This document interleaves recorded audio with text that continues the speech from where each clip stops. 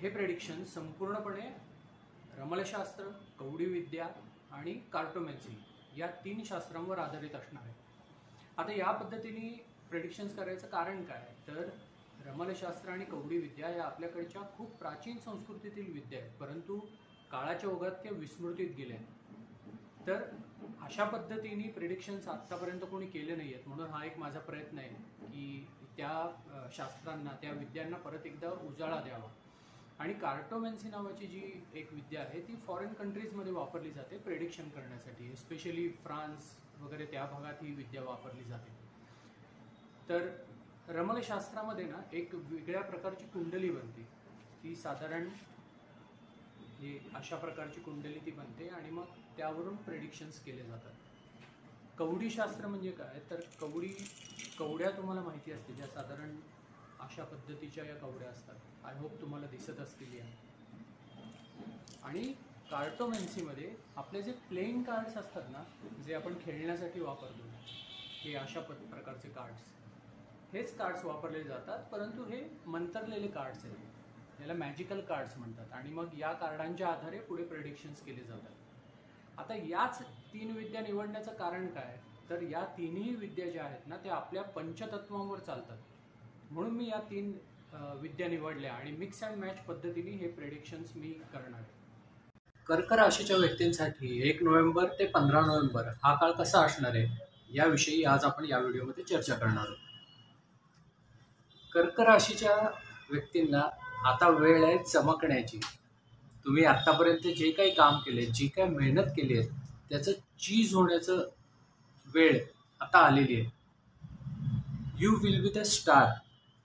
तुमच्या कामाची दखल घेतली जाईल आणि त्याची योग्य प्रकारे त्याचं रिटर्न्सही तुम्हाला या काळात मिळणार आहेत आणि तुम्ही कम्प्लिटली लाईमलाईटमध्ये असणार आहेत. जर कार्डाची एनर्जी आपण बघितली ना, तर तुमच्यासाठी कार्ड आलंय, याचा अर्थ काय की तुम्ही चमकणार आहेत. जे मी आधी सांगितलं, you will be the star. तुम्ही लाईमलाईटमध्ये असणार आहात या काळात आणि स्वतःला यंग आणि एनर्जेटिक फील करणार आहात. तुमच्यामध्ये भरपूर एनर्जी असेल, पण एक काळजी घ्यायची की तुम्ही अजिबात इररिस्पॉन्सिबली वागू नका. कारण जे काही मेहनत आणि कष्ट तुम्ही केलेत ते थोड्याशा इररिस्पॉन्सिबल वागण्यामुळे त्याच्यावर पाणी फिरण्याची शक्यता आहे. म्हणून इररिस्पॉन्सिबल वागू नका. स्वतःमध्ये इगो येऊ देऊ नका की मी म्हणजे कोण, असं स्वतःमध्ये अहंभाव येऊ देऊ नका अजिबातच.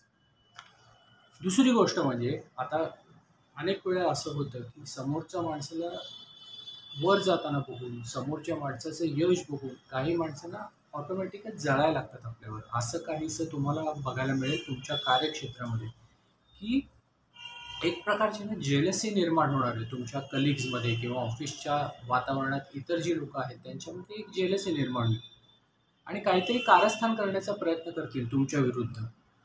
पण एक साधा उपाय म्हणजे या सगळ्याला इग्नोर करा. तुम्ही लक्षच देऊ नका त्याच्याकडे. तुमचं लक्ष संपूर्णपणे तुमच्या कामावर कॉन्सन्ट्रेट करा, इतर कुठेही लक्ष देऊ नका. कर्क राशीचे लोक जे असतात ना, ते मुळातच थोडेसे इमोशनल असतात.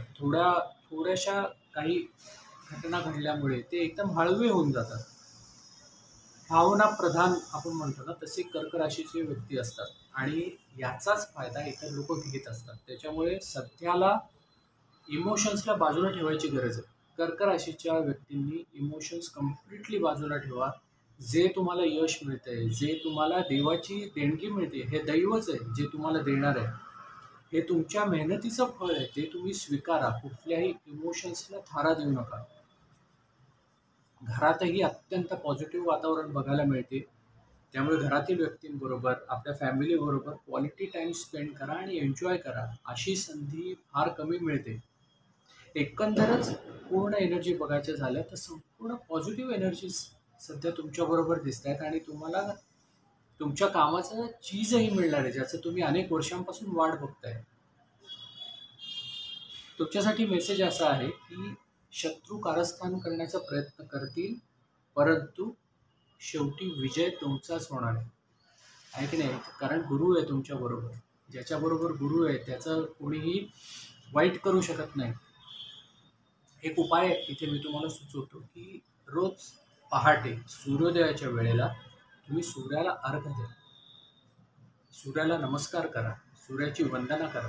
त्याच्यामुळे तुम्ही ऑलरेडी जे तुमचं भाग्य जुळून आलंय त्याच्यात अजून द्विगुणित होईल.